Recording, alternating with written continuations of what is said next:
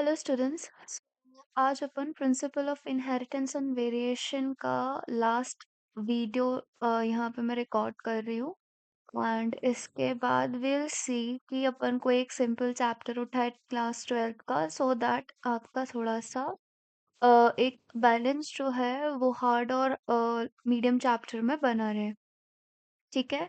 सो आज पर्टिकुलरली अपन डिस्कस करने वाले हैं जितने भी डिसऑर्डर्स हैं उन सब को, एंड ऑल्सो कि पेडिग्री एनालिसिस कैसे करना है। इधर तो मैं आपको पेडिग्री एनालिसिस करके बताऊंगी एंड सिर्फ एनसीईआरटी में जो जितना है उतना।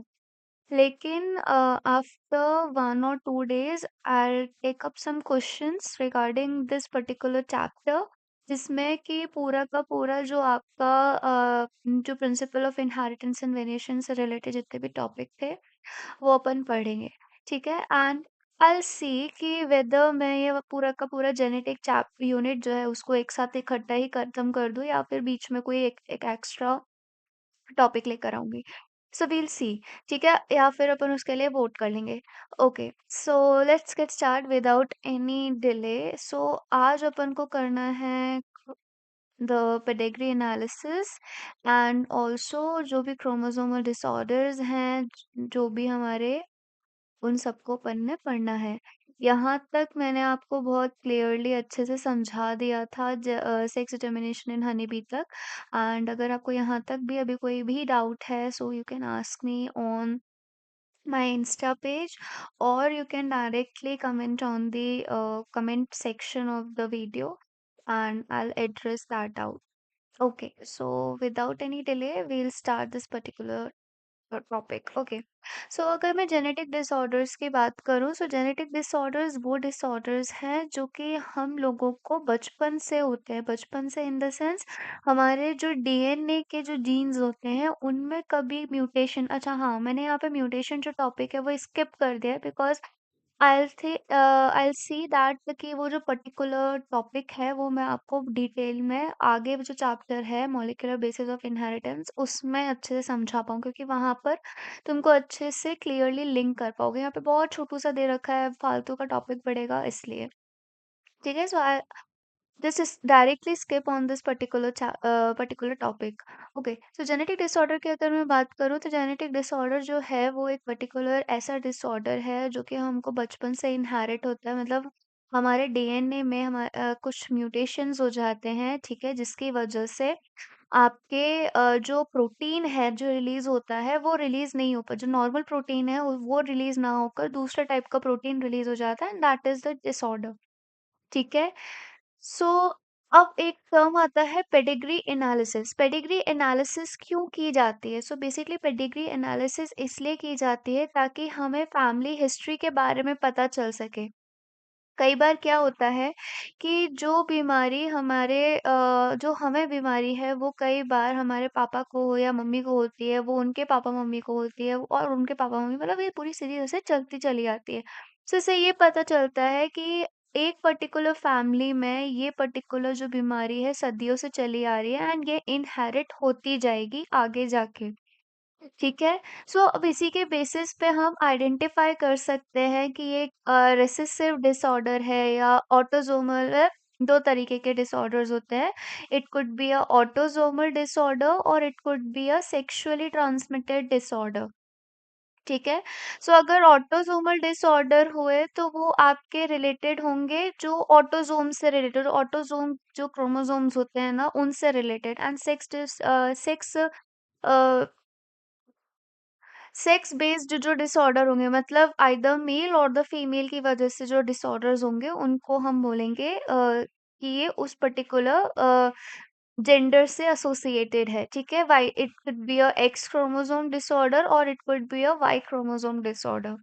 ठीक है। So the idea that the disorders are inherited has been prevailing in the human society since long. This was based on the hereditability of certain characteristic features in the family। ठीक है, कई फैमिली मेंबर्स को, मतलब कई generations में आपको वो particular certain type of characteristic disorder देखने को मिलता है।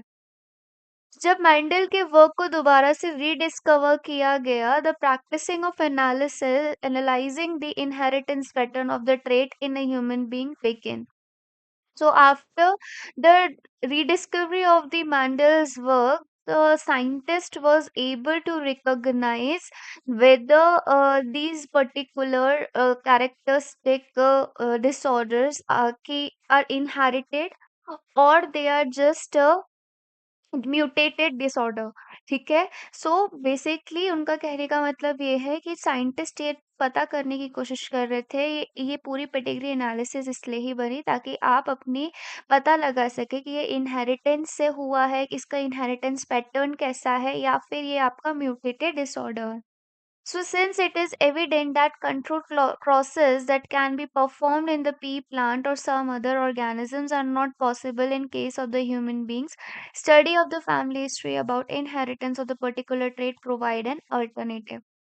ठीक है. सो जब भी हमें जैसे कुछ नहीं पता चल रहा है कि ऑल ऑफ द सडन ये बीमारी कहाँ से आ गई, अब तुम जब आगे जब मेडिकल हिस्ट्री या सॉरी जब आप मेडिकल फील्ड में जाओगे, किसी भी मेडिकल फील्ड में जाओगे, तो वहाँ पर एक चीज़ बहुत कॉमन होती है, that is the case history. मतलब आप पेशेंट के बारे में सारी जाँच-पड़ताल करते हो, उनसे पूछते हो कि जैसे आप लोग भी कभी जाते हो अपने आप का चेकअप कराने के लिए, तो आपसे पूछा जाता है कि आपके परिवार में इस तरीके की कोई पहले बीमारी तो नहीं रही है?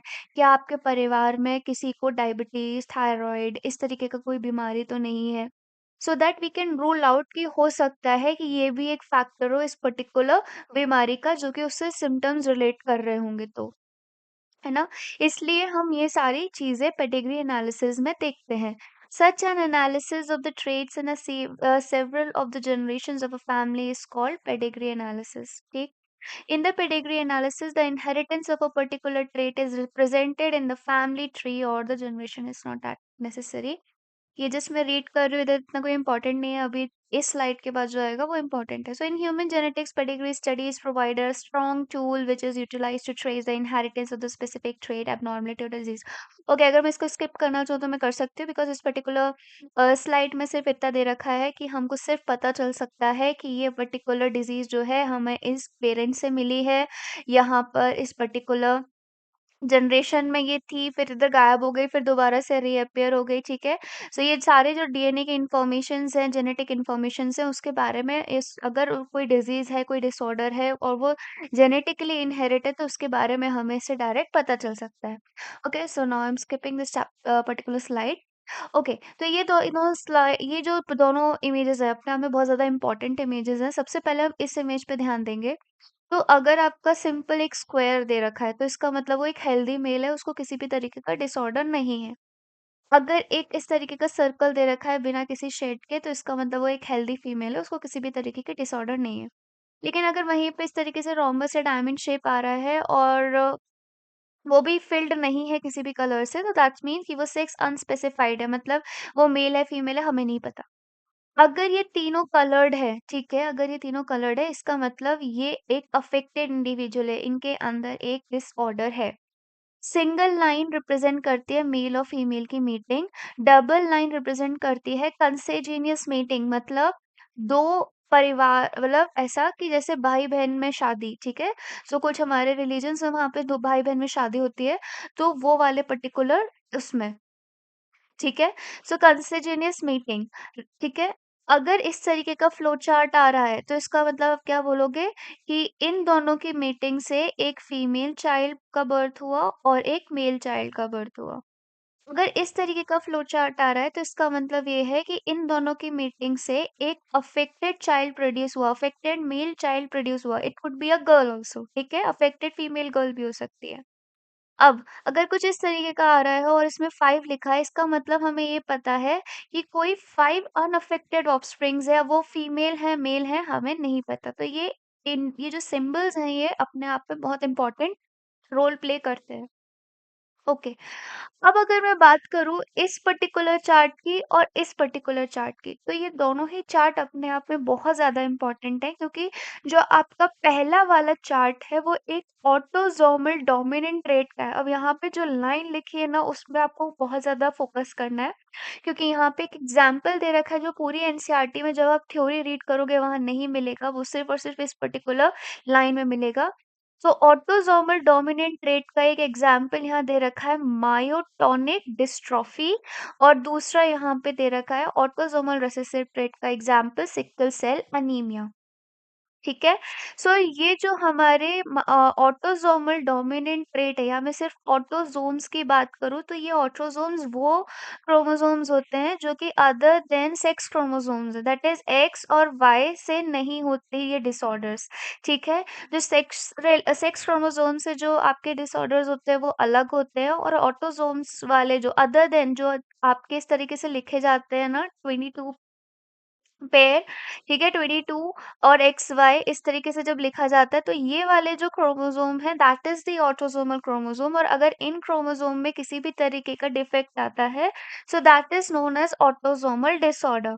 अब ऑटोसोमल एक डोमिनेंट हो सकता है और एक रेसेसिव हो सकता है। अब डोमिनेंट कैसे? डोमिनेंट ऐसे कि आपको हर एक जनरेशन में देखने को मिलेगा ये डिसऑर्डर, आपको हर एक जनरेशन में देखने को मिलेगा। वहीं पे अगर मैं ऑटोसोमल रिसेसिव ट्रेट की बात करूँ, तो ये हर एक जनरेशन में देखने को नहीं मिलता।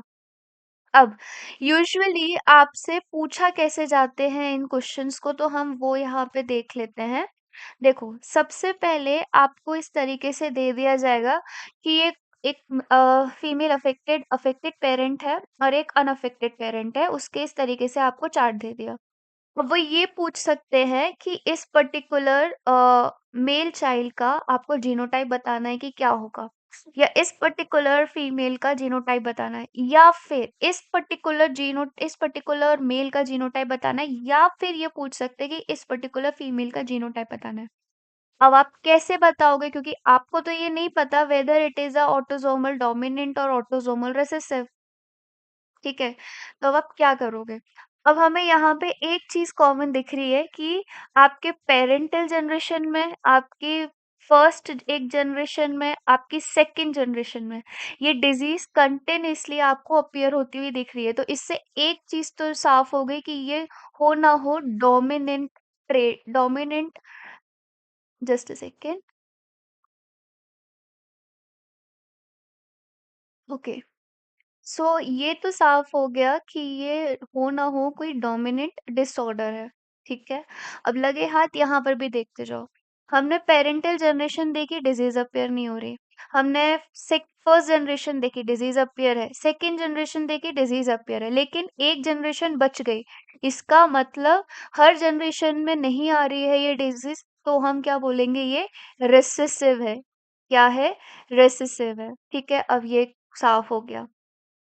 अब आपको देखना है कि क्या ये ऑटोसोमल है, या फिर सेक्स लिंक्ड डिसऑर्डर है। अब ये कैसे पता चलेगा?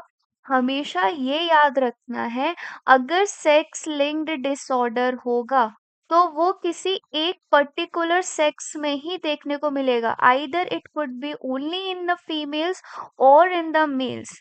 ठीक है। मतलब ये होगा कि या तो वो पूरी जनरेशन में या तो सिर्फ फीमेल्स में होगा या तो सिर्फ मेल्स में होगा। लेकिन वहीं पे अगर मैं ऑटोसोम की बात करूं, ऑटोसोमल डिसऑर्डर की बात करूं, तो वो आपको किसी में भी देखने को मिल जाएगा। ठीक है। वो आपको फीमेल्स में भी देखने को मिल सकता है, या फिर वो आपको मेल्स में भी देखने को मिल सकता है। और वाला केस यहाँ पे नहीं होता। ठीक है। मतलब या सेक्स लिंक में क्या होगा, या तो सिर्फ पूरी फीमेल्स में देखने को मिलेगा या फिर सिर्फ और सिर्फ मेल्स में देखने को मिलेगा, लेकिन वहीं पे ऑटोसोमल डिसऑर्डर में ऐसा नहीं होता। फीमेल को भी हो सकता है और मेल को भी हो सकता है। अब हमारे इस केस में देखो, यहाँ पे फीमेल अफेक्टेड है, चलो ठीक है। इसकी फर्स्ट जनरेशन में फीमेल और मेल दोनों अफेक्टेड है, तो मैं क्या बोलूंगी कि ये हमारा ऑटोसोमल डोमिनेंट डिसऑर्डर है। क्यों? क्योंकि हमारे यहाँ पे सारी जनरेशन में कोई ना कोई अलग अलग तरीके से अफेक्टेड है। मतलब इधर फीमेल अफेक्टेड है तो इधर मेल भी अफेक्टेड है और फीमेल भी अफेक्टेड है, यहाँ पे फीमेल भी अफेक्टेड है। अब अगर मैं इस पर्टिकुलर की बात करूं, ऑल्दो यहाँ पे नहीं है कोई अफेक्टेड, बट जब आप फर्स्ट जनरेशन में देखोगे तो यहाँ पे मेल अफेक्टेड है और फीमेल भी अफेक्टेड है, मतलब दोनों इंडिविजुअल्स अफेक्टेड है। इसका मतलब आप क्या बोलोगे, ये भी ऑटोसोमल रिसेसिव डिसऑर्डर है। तो हमारा ये चीज रूल्ड आउट हो गई। आपको धीरे धीरे करके स्टेप वाइज सब चीजें अलग अलग करनी है। तो हमें सबसे पहला फर्स्ट स्टेप क्या करना है, सबसे पहले ये देखना है कि डिजीज क्या या ऐसे बोले डिसऑर्डर क्या सारी जनरेशन में अपीयर हो रहा है। हमें सारी जनरेशन को देखना है। अगर सारी जनरेशन में अपीयर हो रहा है तो हम बोलेंगे इट्स अ डोमिनेंट, और अगर सारी जनरेशन में अपीयर नहीं हो रहा है then we will say it's a recessive. Second step हम देखेंगे कि क्या ये सारी सिर्फ मेल्स में ओनली इन मेल्स है, या only in vice versa only in females, या ये मेल और फीमेल दोनों में है। ठीक है, अगर मेल और फीमेल दोनों में है देन वील से इट्स ऑटोसोमल डिसऑर्डर, और अगर सिर्फ मेल्स या फिर फीमेल्स ओनली है तो हम बोलेंगे it's a sex link disorder. ठीक है, इस तरीके से आपने ये चीज रूल्ड आउट कर ली। तो अब मुझे इतना पता लग गया इस पूरे दो स्टेप से कि ये वाला जो पर्टिकुलर फ्लो चार्ट है ये ऑटोसोमल डोमिनेंट का चार्ट है, और ये वाला जो पर्टिकुलर चार्ट है ये ऑटोसोमल रिसेसिव का चार्ट है। ठीक है, अब मुझे आइडेंटिफाई करना है इन अफेक्टेड इंडिविजुअल्स का जीनोटाइप। सो लेट्स सपोज अगर ये डोमिनेंट है, ठीक है, तो इसका जो आपका पर्टिकुलर कौन सा ये वाला पर्टिकुलर जीनोटाइप है, तो वो या तो इस तरीके से अपने आप को एक्सप्रेस कर सकता है, या तो वो इस तरीके से अपने आप को एक्सप्रेस कर सकता है। अगर हम इस तरीके से इसका रेसेसिव फॉर्म में लिख देते तो क्या ये एक्सप्रेस करता? नहीं कर पाता। ठीक है, लेकिन ये मुझे कंफर्म है कि इस मेल पेरेंट का यही जीनोटाइप होगा, क्योंकि ये ऑटोसोमल डोमिनेंट डिसऑर्डर है। तो मैं यहाँ पे डोमिनेंट अलील नहीं लिख सकती, नहीं तो यहाँ पे भी डिजीज एक्सप्रेस हो जाएगी। आई होप ये चीज तुमको समझ में आ रही होगी बहुत ही क्लियरली। ठीक है, ओके। अब अपन अगर बात करें आगे, तो अब यहाँ पे क्या दे रखा है, इस तरीके के इंडिविजुअल्स दे रखे हैं जहां पर आपको अफेक्टेड और अनअफेक्टेड प्रोजेनीज मिल रही है। तो अब मुझे यहाँ से ये चीज क्लियर हो गई कि ये हो ना हो, ये जो अफेक्टेड पेरेंट है इसका जीनोटाइप ये ना होके कैपिटल ए ना होके ये वाला होगा। क्यों? अगर कैपिटल ए होता तो सबके साथ प्रोबेबिलिटी आती कि सबका जीनोटाइप इस तरीके का होता, और सारे के सारे इंडिविजुअल मेरे कैसे हो जाते, अफेक्टेड इंडिविजुअल्स हो जाते। ठीक है, तो यहाँ पे मुझे क्या देखने को मिल रहा है कि इसमें एक अनअफेक्टेड भी है और एक अफेक्टेड भी है। तो पॉसिबिलिटी ये है कि यहाँ पे रेसिसिव भी होगा। ठीक है, इसको क्या कैसे आप समझ रहे हो, इसको हम टेस्ट क्रॉस से समझ रहे हो, जो अपन ने इनिशियली पढ़ा था। ठीक है, तो यहाँ पर हमने देखा कि यहाँ पर आपका रेसेसिव अलील अपने आप को एक्सप्रेस कर पा रहा है। ले ठीक है, तो इससे हम समझेंगे अगर यहाँ पे होमोजाइगस कंडीशन होती, होमोजाइगस डोमिनेंट कंडीशन होती, तो इस तरीके की कंडीशन हमें कभी नहीं मिलती, क्योंकि ये वाली कंडीशन अपने आप को एक्सप्रेस कर पाती। आई होप ये चीज समझ में आ गई होगी, इससे सिंपल वे में मैं नहीं समझा सकती। ठीक है, तो अब अगर मैं इसका लिखूंगी तो ये कुछ इस तरीके से आएगा। ठीक है, अब अगर इसका भी लिखूंगी तो ये कुछ इस तरीके से आएगा। अगर मैं इसका लिखूंगी और इसका लिखूंगी तो ये कुछ इस तरीके का आएगा। ठीक है, अब मैं और श्योर हो गई कि ये हीट्रोजाइगस इसलिए है क्योंकि जब मैं इसकी मेटिंग एक ऐसे इंडिविजुअल से करा रही हूँ जो कि अनअफेक्टेड है, वहां पर भी मुझे इस तरीके की कंडीशन मिल रही है कि एक अफेक्टेड फीमेल चाइल्ड है और एक दो unaffected female sorry male child है। तो वहां पे इस तरीके का जीनोटाइप, तो हमने अप्रोक्सीमेटली सबके जीनोटाइप यहाँ पे निकाल लिए हैं। ठीक है? तो बहुत ही सिंपल है, बस आपको ये 2 स्टेप रूल आउट करने हैं। जैसे ही आपने ये 2 स्टेप रूल आउट कर लिए कि वेदर इट्स ऑटोसोमल और अ सेक्स लिंक्ड और अ डोमिनेंट और अ रिसेसिव, आप आसानी से पता लगा सकते हो कि किसका कौन-सा जीनोटाइप है। ठीक है? आई होप ये चीज़ इतनी सिंपल तरीके से मैंने समझा दी है कि अभी तक किसी ने नहीं समझा है। ओके, अगर मैं रिसेसिव ट्रेट की बात करूँ, अब रिसेसिव ऑटोसोमल रिसेसिव डिसऑर्डर पे आ जाते हैं। सो अगर मैं ऑटोसोमल रिसेसिव डिसऑर्डर की बात करूँ, तो यहाँ पे मुझे पैरेंटल जनरेशन में नहीं दिखाई दे रही है ये। तो इसका मतलब ये कैसा डिसऑर्डर है? रिसेसिव डिसऑर्डर है। तो हो सकता है ये कुछ इस तरीके का एक्सप्रेस कर रहा हो, ठीक है? या फिर सॉरी, इस तरीके का नहीं, just a second, wait a second.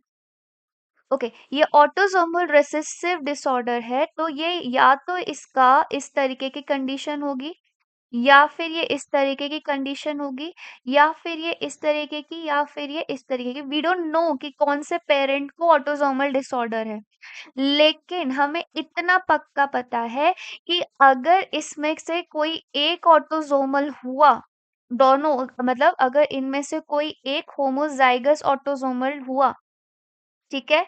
तो वो बाकी को सप्रेस कर देगा। मतलब ऐसा अगर केस हुआ कि अगर कैपिटल ए, स्मॉल ए के साथ अगर हमने इस तरीके की मीटिंग करा दी, तो सॉरी, कैपिटल ए के साथ मीटिंग करा दी, तो मेरे जितनी भी प्रोजेनीज़ आएँगे, वो सिर्फ़ कैरियर बनेंगे, क्योंकि उनके पास इस तरीके का जीनोटाइप होगा जिसमें डोमिनेटिंग अलील अपने आप की पावर को दिखाएगा और रिसेसिव वाला नहीं दिखा पाएगा। तो मतलब कोई भी चाइल्ड अफेक्टेड नहीं दिखेगा इस प्रोजेनी में।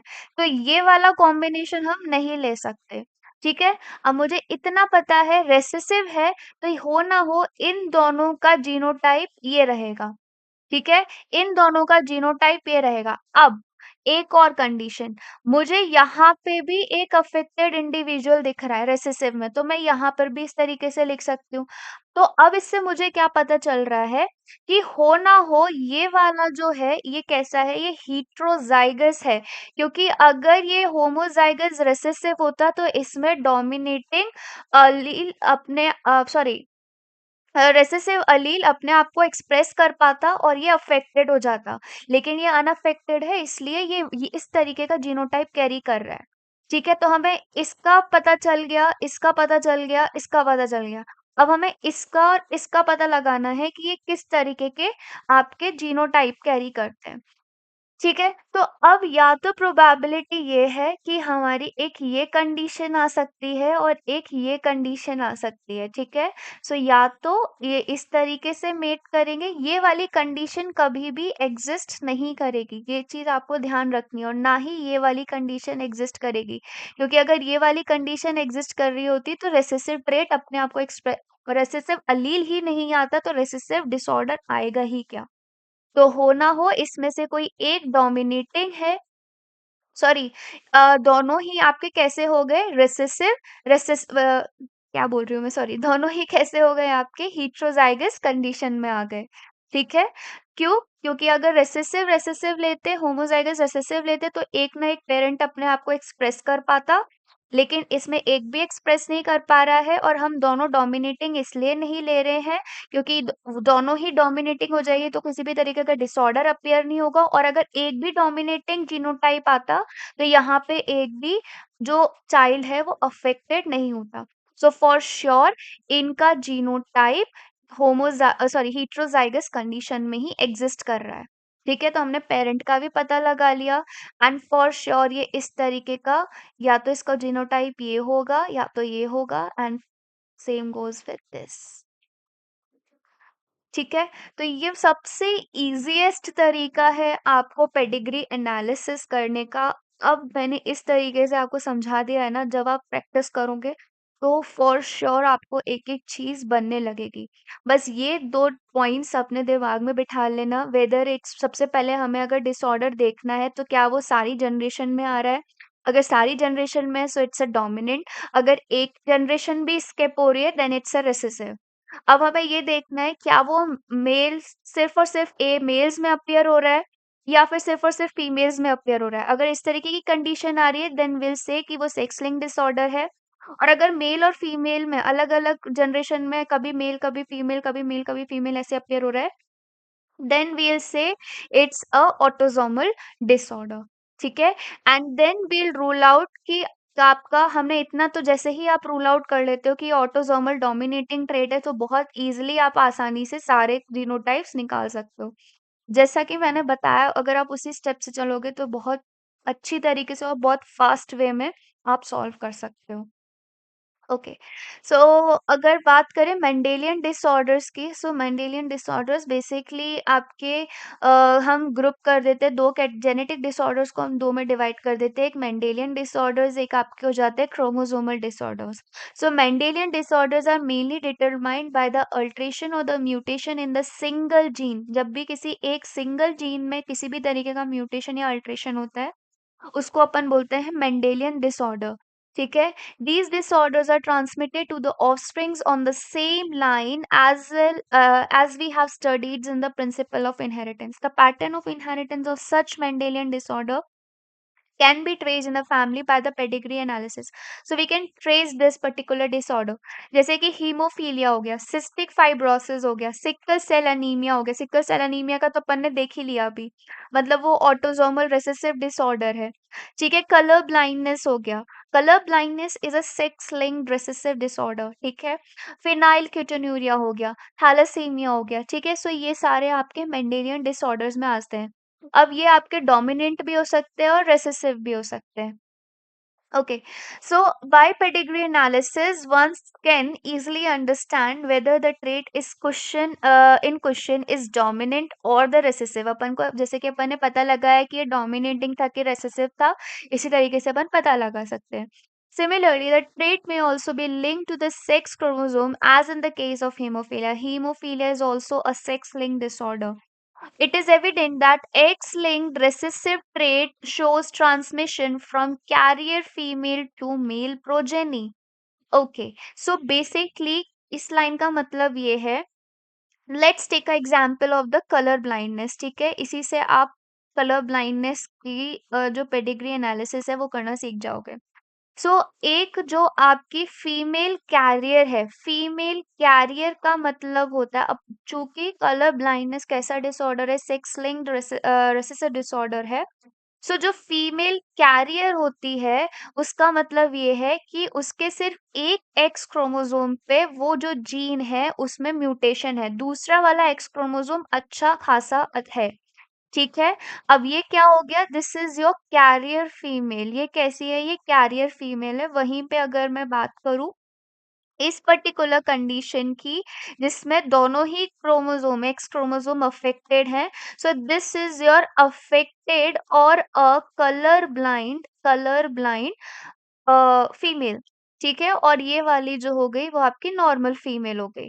ठीक है, अब वहीं पे अगर मैं मेल की बात करूं तो वो कुछ इस तरीके से अगर लिखा आ रहा है, so this is your affected, क्योंकि यहाँ पर एक और एक्स क्रोमोसोम नहीं है, यहाँ पे वाई क्रोमोसोम है, जिस वजह से ये जो एक्स क्रोमोसोम है अपने आप को पूरी तरीके से शो कर पाएगा, इसके जो म्यूटेशन है वो अपने आप से पूरी तरीके से शो हो पाएंगे। That's why this particular male is affected और कलर ब्लाइंड। ये आपका नॉर्मल होगा। So male it could only be the affected colour blind अगर उसमें एक्स जो क्रोमोसोम है वो म्यूटेटेड है फॉर द कलर ब्लाइंडनेस। वो कैरियर कभी नहीं हो सकता। अब इसमें जो लाइन लिखी है कि एक्स लिंक्ड रेसेसिव ट्रेट में, एक्स लिंक्ड रेसेसिव डिसऑर्डर में फीमेल से मेल के पास जाता है डिजीज। सो कैसे जाता है, अगर मैं कैरियर फीमेल को एक ऐसे मेल के साथ मेट करवाती हूँ जो कि नॉर्मल है, ठीक है, जिसको कलर ब्लाइंडनेस नहीं है। ठीक है, ये जो फीमेल होगी इसमें सिर्फ जीन प्रेजेंट है कलर ब्लाइंडनेस का, डिसऑर्डर प्रेजेंट मतलब वो फिनोटिपिकली नहीं दिखेगा, लेकिन उसमें वो कैरी करेगी डिसऑर्डर आगे जनरेशन में। ठीक है, सो बेसिकली क्या होगा, अब ये जो फीमेल होगी, जब इसका मेल चाइल्ड होगा, तो उसमें कुछ इस तरीके से डिसऑर्डर आएगा। So there are 50% chances of this particular parents कि इनके पास एक अफेक्टेड मेल चाइल्ड आए और एक अनअफेक्टेड मेल चाइल्ड आए, क्योंकि जब मैं सारे कॉम्बिनेशंस बिठाऊंगी तो वो कुछ इस तरीके से आएगा। एक आपकी कैरियर फीमेल चाइल्ड आएगी, एक आपका अफेक्टेड मेल चाइल्ड आएगा, एक अनअफेक्टेड मेल चाइल्ड आएगा और एक अनअफेक्टेड फीमेल चाइल्ड आएगी। सो अगर मैं सिर्फ और सिर्फ मेल की बात करूं, सो देयर 50% चांसेस कि उनके जो मेल प्रोजेनी है उसमें एक मेल जो है वो कलर ब्लाइंडनेस हो। तो इससे क्या पता चला? इससे ये पता चला कि ये जो डिजीज है ये कैरियर फीमेल से मेल में ट्रांसफर हुई है। ठीक है, सो इसका मतलब ये था a representative pedigree of dominant and the recessive trait, discuss with a teacher and design a pedigree characters link to both autosomes and sex chromosome. So अभी कुछ लोगों को थोड़ा सा टफ लग रहा होगा कि यार ये क्या बता दिया, ऐसा कैसे हो सकता है। बट जैसे-जैसे आप मेरी तरीके के से प्रैक्टिस करोगे तो आई एम गारंटीड कि आपको बहुत मज़ा आएगा क्वेश्चन सॉल्व करने में। ऑल्दो टाइम बहुत कम बचा है, बट स्टिल आप अगर मेहनत करोगे तो हो जाएगा। ओके, सबसे पहला डिसऑर्डर है कलर ब्लाइंडनेस। तो ऑल्दो मैंने यहाँ पे आधी चीज डिस्कस कर दी है, बस अब उनको यहाँ पे पढ़ना ही है। So it is a sex linked recessive disorder, जैसे कि मैं बता चुकी हूँ। सेक्स लिंक्ड रेसेसिव डिसऑर्डर इसलिए क्योंकि ये एक जनरेशन में स्किप भी हो सकती है। जैसे इस वाले केस में, फिनोटिपिकली आपको नहीं दिखेगी, ऑल्दो कैरियर है बट फिनोटिपिकली नहीं दिखेगी। ठीक है, इस वजह से मैं इसको बोलूंगी कि ये सेक्स लिंक्ड रेसेसिव डिसऑर्डर है। Due to in eye the red और द ग्रीन रेड कोन्स, ठीक है, क्योंकि यहाँ पे हमारे जो आईज में रेड और ग्रीन कोन्स प्रेजेंट होते हैं उनमें डिफेक्ट आ जाता है of eye, resulting in failure to discriminate between the red and the green colour, जिसकी वजह से रेड और ग्रीन कलर के कॉम्बिनेशंस और रेड और ग्रीन कलर को आइडेंटिफाई करने में बहुत दिक्कत आती है। And for that particular reason अपन इन पर्टिकुलर इंडिविजुअल्स को कलर ब्लाइंड बोलते हैं। This defect is due to mutation in certain gene present on the X chromosome. As I have said, X chromosome पे एक जो पर्टिकुलर जीन रहता है जो कि रिस्पॉन्सिबल रहता है हमको ये रेड ग्रीन कलर को आइडेंटिफाई कराने के लिए, वो जो जीन है उसमें म्यूटेशन हो जाता है। Now it occurs in 8% of the mails. अब क्या लिखा है ये याद रखो कि 8% ऑफ द मेल्स में होता है लेकिन 0.4% ऑफ द फीमेल्स में होता है। ऐसा क्योंकि मेल्स में ज्यादा होता है, फीमेल्स में कम होता है। देखो, फीमेल में होने के लिए इस तरीके की कंडीशन का अपीयर होना बहुत जरूरी है। और ये कंडीशन कब आएगी? या तो आपके जो फीमेल पेरेंट है वो कैरियर हो और वो शादी करे या मेट करे किसी ऐसे पर्सन के साथ जो कि कलर ब्लाइंड हो। ठीक है, अब या तो वो फीमेल भी आपके अफेक्टेड हो और वो शादी कर रही है कि या मेट कर रही है किसके साथ? एक अफेक्टेड मेल के साथ। तो ये वाली जो कंडीशन है ना, ये बहुत ही रेयर है, rarest of the rare condition है ये। ठीक है, ये वाली तो एक बार को कंसिडर कर भी लिया जाए बट ये वाली रेयर है। लेकिन ऑन द अदर हैंड अगर मैं मेल के लिए बात करूं तो वहां पे तो सिर्फ कैरियर होना ही मेल फीमेल का काफी है। ठीक है, तो अगर ये वाली कंडीशन है और वो नॉर्मल मेल के साथ मेट कर रही है तो हो सकता है उसका अफेक्टेड मेल चाइल्ड प्रोड्यूस हो जाए। अगर वो ये वाली कंडीशन भी ला रही है और एक सिर्फ और सिर्फ इस तरीके की कंडीशन के साथ, मतलब अनअफेक्टेड मेल के साथ अगर मेट कर रही है तो भी पॉसिबिलिटी है कि आपका एक जो मेल चाइल्ड है वो अफेक्टेड प्रोड्यूस हो। ठीक है, वहीं पे अगर कुछ इस तरीके का भी कंडीशन आ रहा है जहाँ पे ये कुछ इस तरीके से आई होप मैंने सारी कंडीशंस ले ली है। हाँ, ठीक है, तो यहाँ पे मैंने सारी कंडीशंस ले ली है जहाँ से ये जो मेल चाइल्ड है वो अफेक्टेड प्रोड्यूस हो सकता है। ठीक है, सो सारी पॉसिबिलिटीज है कि ये पॉसिबिलिटी हो जाए।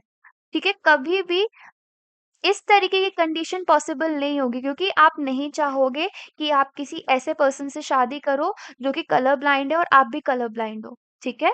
इस वजह से 0.4% चांसेस होते हैं फीमेल्स के कलर ब्लाइंड होने के एंड 8% चांस होते हैं मेल्स के। Now, this is because the gene that lead to the red and green color blindness are on the X chromosome. ठीक है? Males have only one X chromosome and females have two. The son of the woman who carries the genes has 50% chances of being color blind. See, I have told you कि यहाँ पे 50% chances है इस female के पास कि इसका बच्चा जो मेल बच्चा है वो कलर ब्लाइंड प्रोड्यूस हो। क्यों? क्योंकि उसका एक एक्स क्रोमोसोम तो अच्छा खासा है लेकिन दूसरा एक्स क्रोमोसोम में म्यूटेशन हो गया है। ठीक है? जिसकी वजह से वो कलर ब्लाइंड वाला जीन जो है, सॉरी, जो कलर रिकॉग्नाइज करने वाला जीन है वो खराब हो गया है। ठीक है? सो इसके पास 50% चांसेस है कि या तो उसके एक जो हेल्दी ओवम है उसके पास ये वाला क्रोमोसोम चला जाए या उसके पास ये वाला क्रोमोसोम चला जाए। ठीक है? So the mother is not herself colour blindness because of the gene is recessive. अब इस केस में ये फिनोटिपिकली एक्सप्रेस नहीं हो पाएगा लेकिन ये कैरियर है, ठीक है, डिसऑर्डर का। That means that is affect this its effect is suppressed bye her matching dominant normal gene. ठीक है, तो ये भी डोमिनेंट है, ये भी डोमिनेंट है, लेकिन ये बहुत अच्छी तरीके से अपने आप को एक्सप्रेस कर पा रहा है, इसलिए इसकी जो पावर है वो सप्रेस हो गई। A daughter will not normally be a colorblind unless her mother is a carrier and a father is colorblind. ठीक है? तो ये दोनों ही कॉम्बिनेशन बहुत रेयरेस्ट कॉम्बिनेशन है। इस वजह से फीमेल्स का 0.4% चांसेस होते हैं कलर ब्लाइंड होने के। Okay, moving towards the next disorder that is the haemophilia. अगर मैं हीमोफीलिया की बात करूं so this is again a sex linked recessive disorder. अब इसमें भी क्या होता है कि इसमें फीमेल से फीमेल से मेल की तरफ डिसऑर्डर ट्रांसफर होता है, डिजीज ट्रांसफर होता है।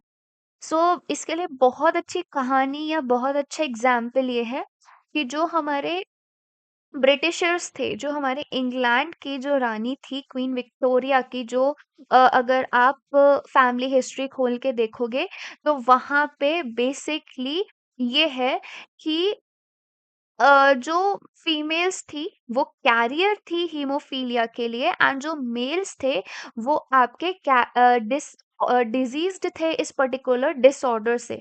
ठीक है, क्योंकि एंड यही कुछ ऐसा रीजन माना जाता है, आई डोंट नो कि ये पर्टिकुलरली एक रीजन है, but it is considered as one of the reason कि why the females are the descendants of the thorns. ठीक है, जो आपके रानियां क्यों बनाई जाती थी वो इसीलिए क्योंकि एक ऐसा शासक चाहिए था जो कि हेल्दी हो और जो लड़ाई में ना उतरे। ठीक है, क्योंकि राजा जो थे, जो लड़के थे उस टाइम पे वो लड़ाई में उतरते थे एंड ये हीमोफीलिया ऐसा डिसऑर्डर है जिसमें हमारे जो क्लॉटिंग फैक्टर्स हैं वो अफेक्ट हो जाते हैं एंड इसकी वजह से ब्लीडिंग स्टॉप नहीं होती है। तो अगर छोटा सा भी कट लग जाता है बॉडी में तो जो ब्लीडिंग है वो कंटिन्यूअसली होती रहती है।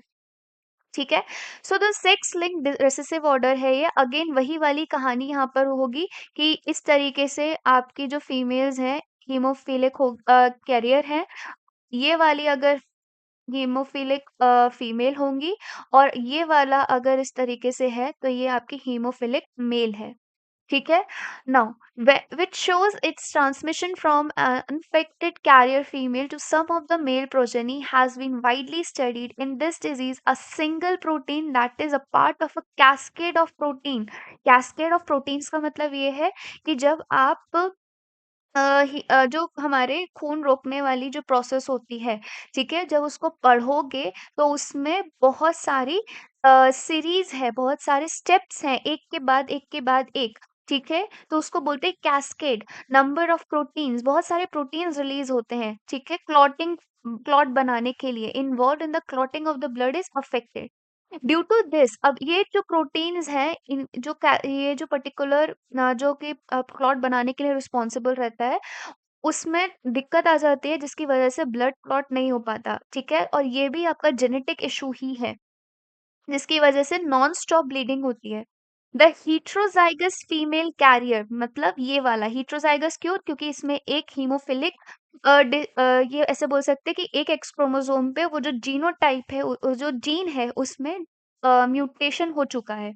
ठीक है, for hemophilia may transmit the disease to their son. वही जो कलर ब्लाइंडनेस में चल रहा था वही केस यहाँ पे भी होगा। The possibility of the female becoming a haemophilic is extremely rare. इधर भी वही चीज, ठीक है। सो जब भी मदर से कोई भी डिजीज सन में ट्रांसफर हो रही है, तो ये चीज आप मान के चलो कि वो जो डिजीज है, वो जो डिसऑर्डर है, वो फीमेल्स में नाक के बराबर होगी, ठीक है। क्योंकि वहां पर फीमेल्स जो है या तो कैरियर होंगी, या तो उनमें कोई डिसऑर्डर देखने को नहीं मिलेगा, क्योंकि उनके पास एक ऐसा एक्स क्रोमोसोम है जो उसके जो रेसेसिव जो दूसरा वाला एक्स क्रोमोसोम है जो कि ऑलरेडी अफेक्टेड है, उसके पावर को सप्रेस कर देता है। इस तरीके से समझो। Mother of a such female has to be at least a carrier and the father has to be haemophilic. अब ऐसे व्यक्ति से कौन शादी करेगा जो कि ऑलरेडी हीमोफिलिक है, और हमें पता है कि फीमेल भी हीमोफिलिक है, मतलब वो कैरियर है नहीं, बट वो कैरियर है, तो ऑब्वियस सी बात है वो आगे जाके अपने आप को ये नहीं पछतावा देना चाहते कि नहीं, हमारी वजह से हमारे बेटा या बेटी जो है वो भी हीमोफिलिक निकले। तो इस तरीके की शादियां बहुत रेयरेस्ट है। The family pedigree of the queen Victoria shows a number of the haemophilic descendants as she was a carrier of the disease. Done. I hope ये हीमोफीलिया वाला पार्ट भी समझ में आ गया होगा। Okay, now moving towards the next disorder, that is the sickle cell anaemia. Okay, अगर मैं सिकल सेल अनीमिया की बात करूं तो सिकल सेल अनीमिया जो है, अपन ने अभी जस्ट इसका पीछे फ्लो चार्ट पढ़ा कि ये ऑटोसोमल रेसेसिव डिसऑर्डर है, ठीक है। तो this is an autosomal linked recessive trait, मतलब इसका एक्स और वाई क्रोमोसोम के साथ लेना देना नहीं है। जो हमारे 22 पेयर्स ऑफ ऑटोसोमल पेयर्स थे क्रोमोसोम के, उनसे लेना देना है। So that can be transmitted from parent to the offsprings when both the partners are the carrier of for the gene. As I have said कि वहां पे मैंने जब इस तरीके की कंडीशन बनाई थी, तभी आपके जो नीचे ऑफस्प्रिंग था उसमें ये डिजीज जो है वो शो हो रही थी, ठीक है। So they have to be at least a carrier for the for this particular disorder, ठीक है, ताकि वो आपके आगे जो जनरेशन है उसमें वो पर्टिकुलर डिसऑर्डर दिखे। Now the disease is controlled by a single pair of the allele. Again आपके यहाँ पे जो डिजीज है वो सिर्फ और सिर्फ HbA और HbS कैरी करता है। Out of the three possible genotypes only the homozygous condition, that is HbS, जो आपका HbS है यहाँ पे रेसेसिव अलील है। तो अगर इस तरीके की कंडीशन आपको देखने को मिल रही है, तो ये वाली कंडीशन ही रिप्रेजेंट करती है कि ये आपका सिकल सेल अनीमिया है। Shows this disease phenotype. अगर इसमें ये वाली कंडीशन भी आ जाती है इस तरीके से, तो यहाँ पे फिनोटिपिकली वो एक्सप्रेस नहीं हो पाएगी कंडीशन, ठीक है। सिकल सेल एनीमिया फिनोटिपिकली नहीं हो पाएगा। डन। heterozygous condition में individual appear apparently unaffected, but they are the carrier of the disease, as there are 50% probability of the transmission of the mutant gene to the progeny। वही बात है कि अगर HbA और HbS किसी ऐसे particular के साथ ट्रांसमिट हो रहा है, ठीक है, इस तरीके से अगर हम दोनों को ये एक इंडिविजुअल का ये दूसरे इंडिविजुअल को आपस में मीट कर रहे हैं, सो देयर आर 50% चांसेस कि ये वाला जो अलील है ये जाके इसके साथ कॉम्बिनेशन बना ले, और आपका जो प्रोजनी है उसमें रेसेसिव ट्रेट ये शो हो जाए, ठीक है। Now thus exhibiting sickle cell trait, the defect is caused by the substitution. Again a very important line, ये बहुत बार पूछ ली जाती है। सो ये जो इफेक्ट है, ये जो डिफेक्ट है, ये बेसिकली जो ग्लूटामिक एसिड जो होता है उसका सब्स्टिट्यूशन हो जाता है by the valine at the sixth position of the beta globin chain of the haemoglobin molecule. तो अगर आप एनसीईआरटी साइड में खोल के बैठे हो, तो वहां पे जो ये पर्टिकुलर डिसऑर्डर के बारे में लिखा है, वहां एक इमेज बनी हुई है जहाँ पे आपको पिक्टोरियली समझाया गया है कि जैसे ही आपका उस पर्टिकुलर जीन में म्यूटेशन होता है, वहाँ पर चेंजेस आ जाते हैं एंड उसकी वजह से हमारा ग्लूटामिक एसिड की जगह वेलिन सिक्रीट होता है। कहाँ पर? जो हमारी हीमोग्लोबिन चेन की बीटा ग्लोबिन पार्ट होता है ना, उसके 6th पोज़ीशन पे। The substitution of the amino acids in the globin protein results due to the single base substitution at the 6th codon of the beta globin gene from GAG to GUG। तो हमारे इस तरीके से codon लिखे होते हैं and ये जो कोडॉन्स हैं आगे जाके प्रोटीन का फॉर्मेशन करते हैं। तो ये जो गैग है, ये क्या बनाता है? ये ग्लूटामिक एसिड का फॉर्मेशन करता है एंड यहाँ पे एडेनोसिन जो होता है, यहाँ म्यूटेशन होने की वजह से वो कन्वर्ट हो जाता है गुग में। दैट इज़ यहाँ पे यूरासिल ऐड हो जाता है और ये गुग जो है वो आगे जाके आपका क्या बनाएगा? वेलिन। तो ये गैग से गुग में ट्रांसफ़र हो जाता है जिसकी वजह से यहाँ ग्लूटामिक एसिड की जगह वेलिन सिक्रीट होता है, 6th position of the beta globin haemoglobin chain. ठीक है? जिसकी वजह से आपको सिकल सेल एनीमिया देखने को मिलता है। सिकल सेल एनीमिया में बेसिकली जो आपकी आरबीसीज़ होती है ना, वो हँसिए की तरह हो जाती है, सिकल शेप्ड की हो जाती है। The mutant haemoglobin molecule undergo polymerisation under a low oxygen tension causing the change in the shape of the RBCs for a biconcave to the elongated sickle like structure। So basically जैसे ही oxygen की कमी होती है, तो वहाँ इन particular patients में जो आपके हीमोग्लोबिन का जो शेप होता है, या मैं हीमोग्लोबिन नहीं, आरबीसी का जो शेप होता है, वो जो नॉर्मल बाइकॉन्केव शेप होता है ना, उससे कन्वर्ट होके एक सिकल शेप्ड हंसिया के शेप जैसा हो जाता है।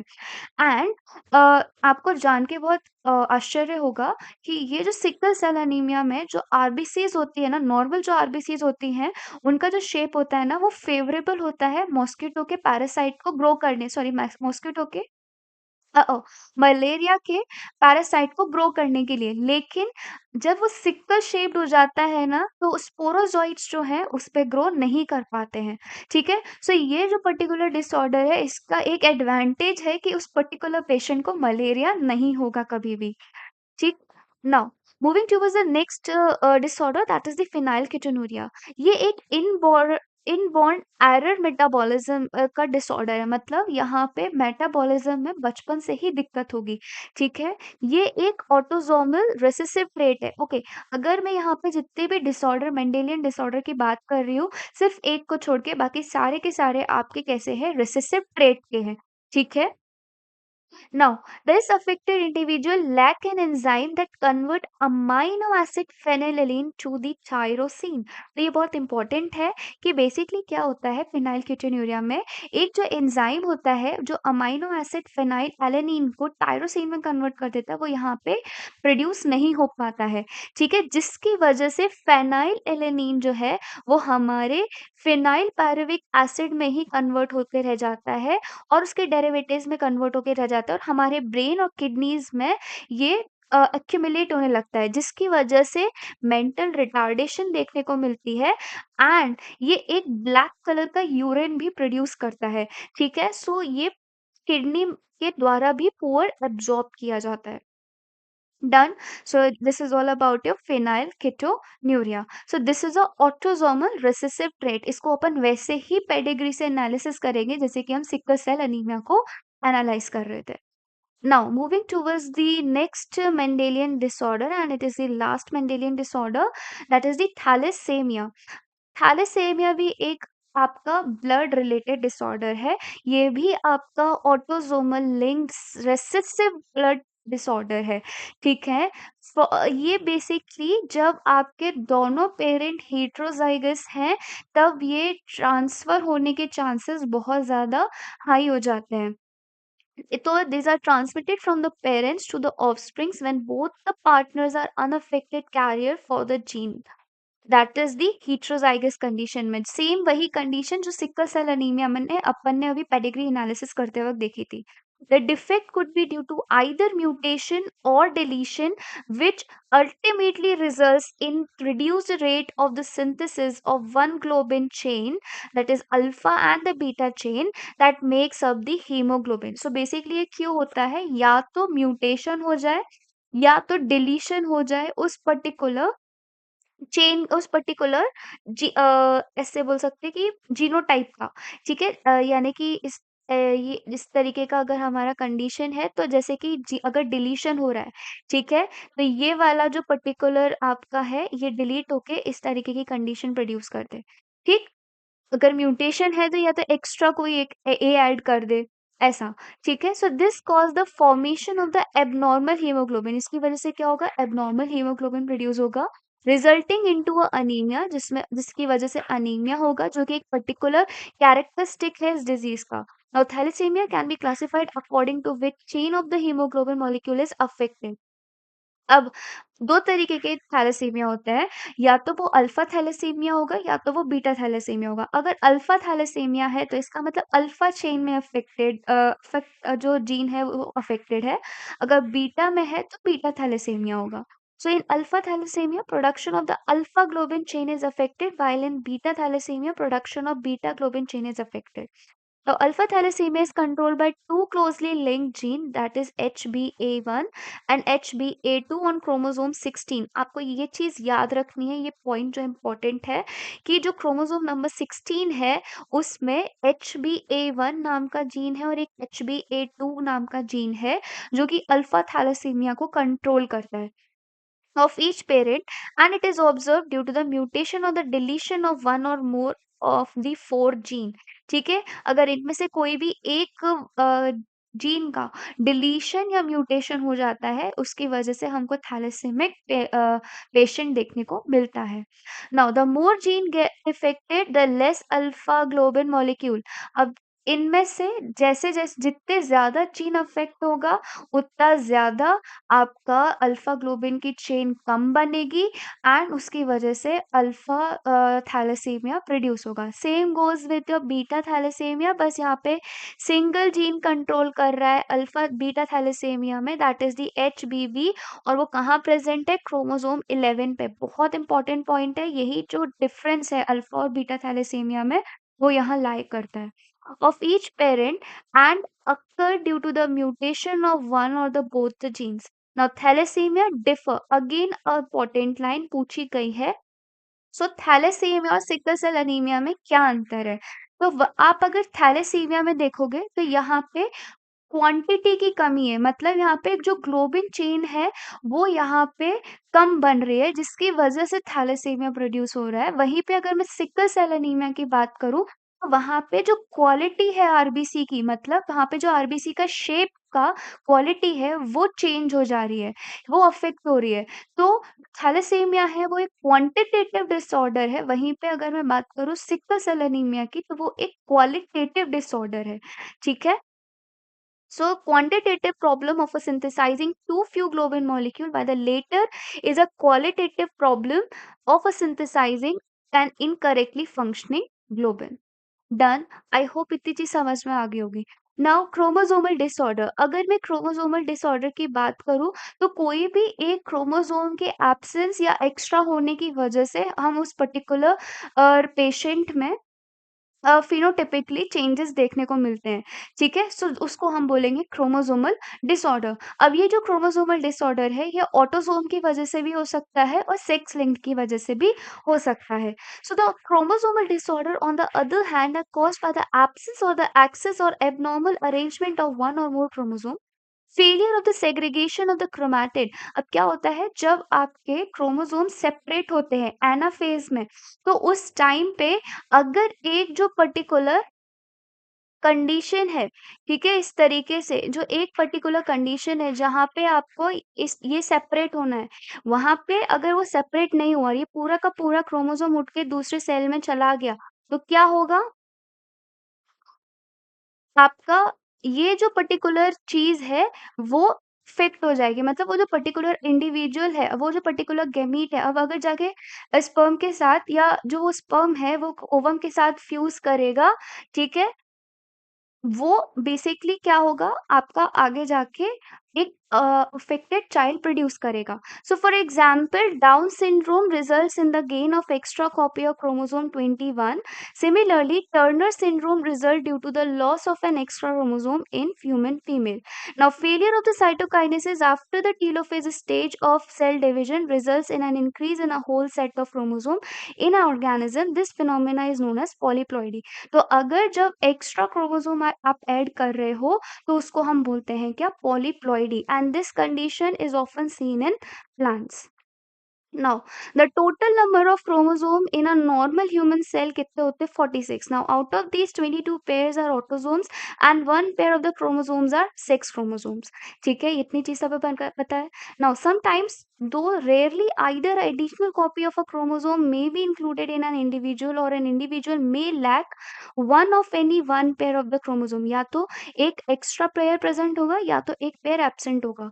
This situation are known as trisomy or the monosomy of the chromosome respectively. So basically अगर एक extra chromosome ऐड हो रहा है तो हम उसे बोलेंगे trisomy, अगर absent हो रहा है तो monosomy. Such a situation leads to very serious consequences जैसे कि Down syndrome, Turner syndrome, Klinefelter syndrome are the common example of the disorder.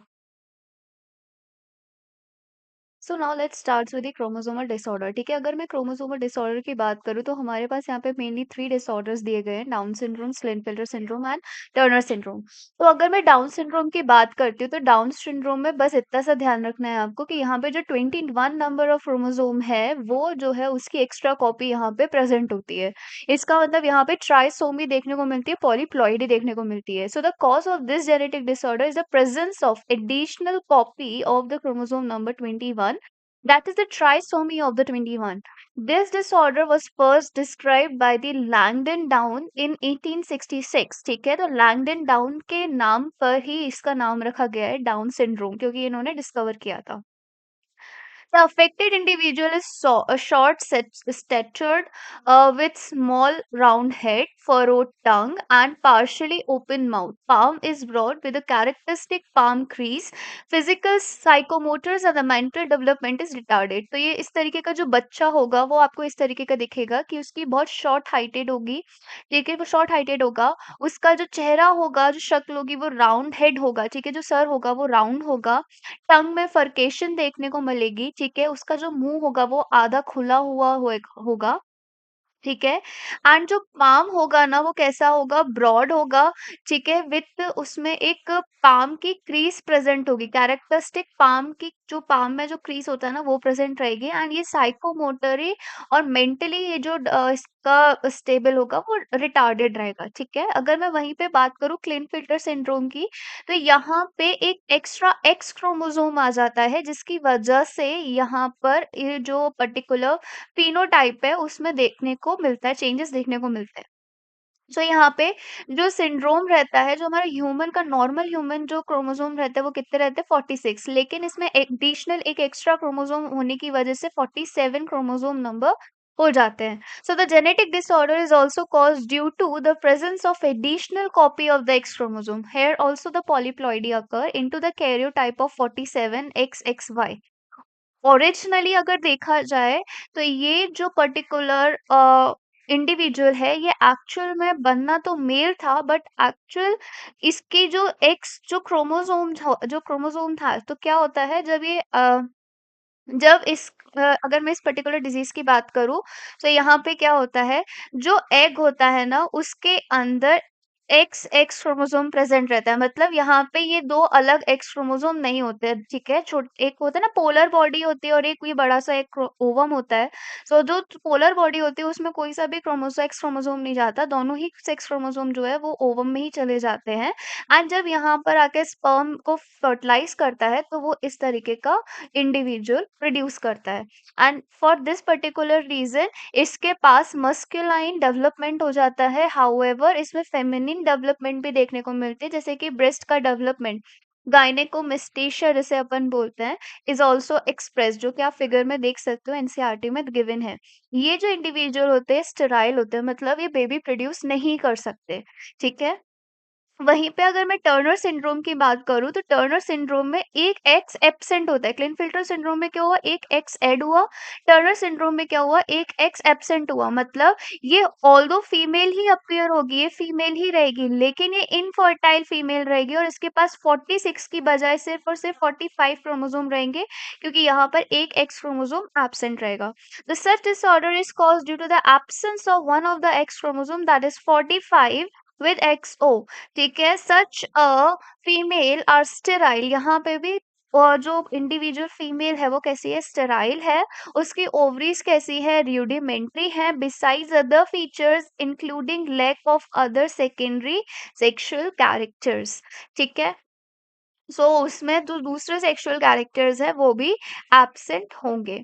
So this was all about your chromosomal disorder. And इसी के साथ हमारा जो particular ये chapter है वो खत्म होता है। And I will make sure कि इसके बाद जो नेक्स्ट वीडियो डलेगी वो जेनेटिक की डलेगी, that is the molecular basis of inheritance. वहां पर भी अपन इसी तरीके से बहुत जल्दी कवर करेंगे। ठीक है, एक एक चीज को अच्छी तरीके से समझ के पढ़ेंगे।